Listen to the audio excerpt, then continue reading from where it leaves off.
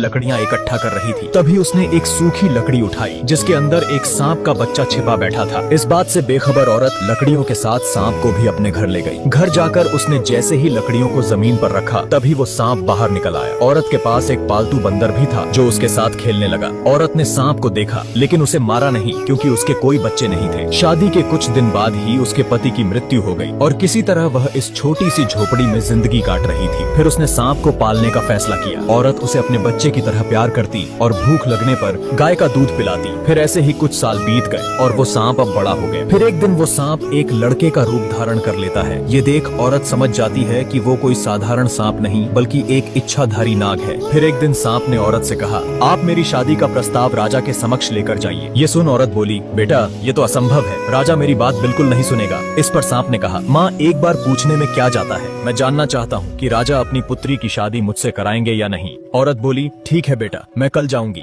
फिर अगले दिन वो महल की तरफ निकल पड़ी। थोड़ी देर चलने के बाद औरत महल पहुंच गई। जैसे ही उसने अंदर जाने का प्रयास किया तभी द्वारपालों ने उसे रोकते हुए कहा, आपको अंदर जाने की अनुमति नहीं है। जब तक राजा का आदेश नहीं होता कोई भी व्यक्ति महल के अंदर नहीं जा सकता। औरत बोली, बेटा राजा से बहुत जरूरी बात करनी है, कृपया करके मुझे जाने दें। उसके बार बार आग्रह करने पर द्वारपालों ने उसे महल के अंदर जाने दिया। औरत राजा के पास गई और कहा, मैं अपने बेटे के लिए आपकी पुत्री का हाथ मांगने आई हूँ और मैं ये भी पहले ही सुनिश्चित कर देती हूँ कि मेरा बेटा एक सांप है महाराज। ये सुनते ही राजा क्रोधित हो उठा। फिर सैनिकों ने औरत को घसीटते हुए ले जाकर महल से बाहर फेंक दिया। फिर वह दर्द के मारे कराहने लगी क्योंकि उसका एक हाथ टूट गया था। अब वो खुद को संभालते हुए किसी तरह घर लौटी और सांप बेटे को महल में हुई घटना के बारे में बताया। फिर उसने कहा, माँ तुम अपने हाथ की चिंता मत करो। तभी उसने मणि प्रकट की और बोला, मेरी माँ का हाथ अभी ठीक हो जाए। इतना कहते ही औरत का टूटा हुआ हाथ बिल्कुल पहले जैसा ठीक हो गया। सांप ने अगले दिन भी औरत को महल भेजा। इस बार भी राजा के सिपाही उसे महल से बाहर फेंक देते हैं। वो फिर एक बार जलील होकर और शरीर पर चोट लिए वापस घर लौट जाती है। इस बार भी सांप बेटे ने उसे ठीक कर दिया और एक बार फिर से औरत को महल जाकर राजा से शादी की बात करने के लिए कहा। वो घबरा गई और बोली, बेटे मैं बार बार जलील होने नहीं जा सकती और साथ ही मार पड़ती है सो अलग। माँ बस ये आखिरी बार आप चले जाइए, इसके बाद मैं दोबारा नहीं बोलूंगा जाने को। औरत फिर से एक बार राजा से कहती है, महाराज यहाँ आना मेरी मजबूरी है, बस आखिरी बार मैं आपसे पूछ रही हूँ, क्या राजकुमारी की शादी मेरे सांप बेटे से कराएंगे? फिर राजा ने कुछ देर विचार किया और मुस्कुराते हुए बोला,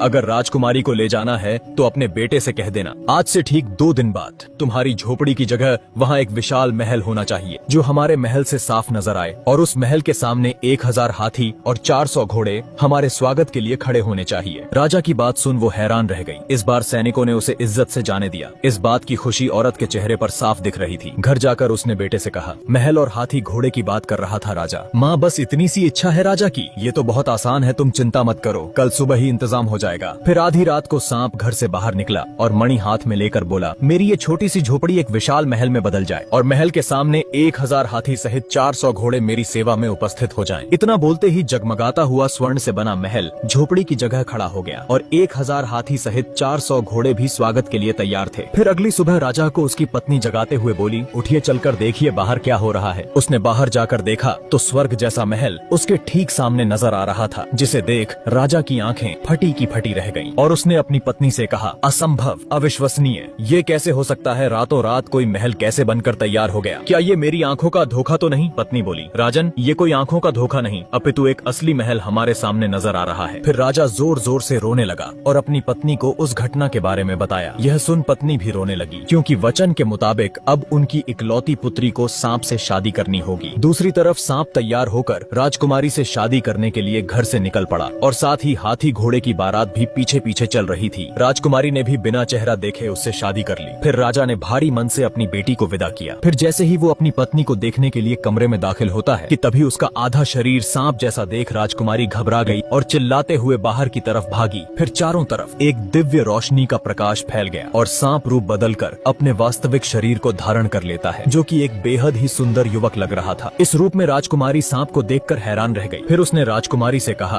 अभी जो हुआ इस घटना को तुम्हें गुप्त रखना है, ये किसी को मत बताना कि रात को मैं मनुष्य का रूप धारण कर सकता हूँ। फिर राजकुमारी ने इसका कारण पूछा। मुझे श्राप मिला है और उसके मुताबिक मेरी पत्नी ने अगर किसी को मेरी सच्चाई बता दी तो मुझे किसी अज्ञात जगह पर कैद कर दिया जाएगा और मैं इस संसार से हमेशा के लिए गायब हो जाऊंगा। राजकुमारी सहमति जताते हुए कहती है, ठीक है, मैं ये बात किसी को नहीं कहूंगी, मगर मैं तुम्हें किस नाम से पुकारूं? देव, देव नाम है मेरा, तुम मुझे इसी नाम से बुलाना। इधर राजा को अपनी बेटी की चिंता हो रही थी तो उसने एक सैनिक से कहा, जाओ और बिना किसी की नजर में आए मेरी बेटी का पता लगाओ, वो ठीक है या नहीं, कहीं उस सांप ने मेरी फूलों सी नाजुक बेटी को कोई नुकसान तो नहीं पहुंचाया। फिर अगले दिन सैनिक सांप के महल में चुपचाप घुस जाता है और जब उसने छुप कर देखा तो राजकुमारी उसे ठीक हालत में नजर आई। फिर वो महल जाकर राजा और रानी से कहता है, राजन आप चिंता न करें, राजकुमारी वहाँ बिल्कुल ठीक है। राजा को तनिक भी उम्मीद नहीं थी कि ये सुनने को मिलेगा और वो अभी भी संतुष्ट नहीं था। अब 2 दिन बाद राजा ने एक पत्र लिखा जिसमें वो अपने सांप दामाद और बेटी को भोज के लिए आमंत्रित करता है। जब राजकुमारी अपने पति के साथ मायके आती है तब माँ ने इशारों में कहा, मेरी बच्ची हमने बहुत गलत किया है तुम्हारे साथ, तुम्हें कितना दुख झेलना पड़ रहा है हमारी वजह से। माँ ये आप क्या कह रही हैं? मैं अपने पति के साथ बहुत खुश हूँ, बल्कि ये तो मेरा सौभाग्य है कि मुझे ऐसा जीवन साथी मिला। अब 1 महीना बीत गया और नगर में एक व्यापारी के घर शादी थी। उसने राजा और राजकुमारी को समारोह में आमंत्रित किया तो सांप ने कहा, मेरी प्यारी पत्नी तुम पहले जाओ, मैं सूरज ढलते ही इंसानी रूप में वहाँ आ जाऊंगा। मैं तुम्हें फिर से याद दिला दूं, ये बात किसी से कहना नहीं कि मैं दिन में सांप और रात में एक मनुष्य का रूप ले सकता हूँ। इस बात का ध्यान रहे, नहीं तो तुम्हें पता है कि इसका अंजाम क्या होगा मेरे साथ। पति के कहे अनुसार राजकुमारी उस भव्य समारोह में अकेले ही चली जाती है। अब सूरज ढलते ही सांप ने अपना रूप बदला और वह भी निकल पड़ा। फिर जैसे ही वो समारोह में पहुंचता है, उसके चेहरे का तेज देखकर लोगों की आंखें खुली की खुली रह गईं। सबके मन में बस एक ही विचार चल रहा था कि इतना सुंदर युवक आखिर कौन है। इधर राजकुमारी बैठी अपने पति को देख रही थी कि तभी उसकी माँ वहाँ आकर बोली, बेटी तुमने देखा ना कितना सुंदर युवक है। सबकी निगाहें बस उसी पर टिकी हैं। काश दामाद जी सांप न होकर ऐसा ही कोई सुंदर युवक होते। माँ की बात उसे कांटे की तरह चुभी और क्रोधित होकर राजकुमारी बोली, माँ आप मेरे पति को ताना मारना बंद कीजिए और जिस सुंदर युवक को आप देख रही हैं वह कोई और नहीं बल्कि मेरे पति है और उनका नाम देव है। उसके इतना बोलते ही देव वहाँ से अदृश्य हो गया जैसे वह कभी था ही नहीं। ये देख राजकुमारी घबराकर अपने सांप पति को तलाशने लगती है मगर उसे वो कहीं नजर नहीं आता। पति के ना मिलने पर अब वो जोर जोर से रोने लगी। ये देख माँ ने कहा,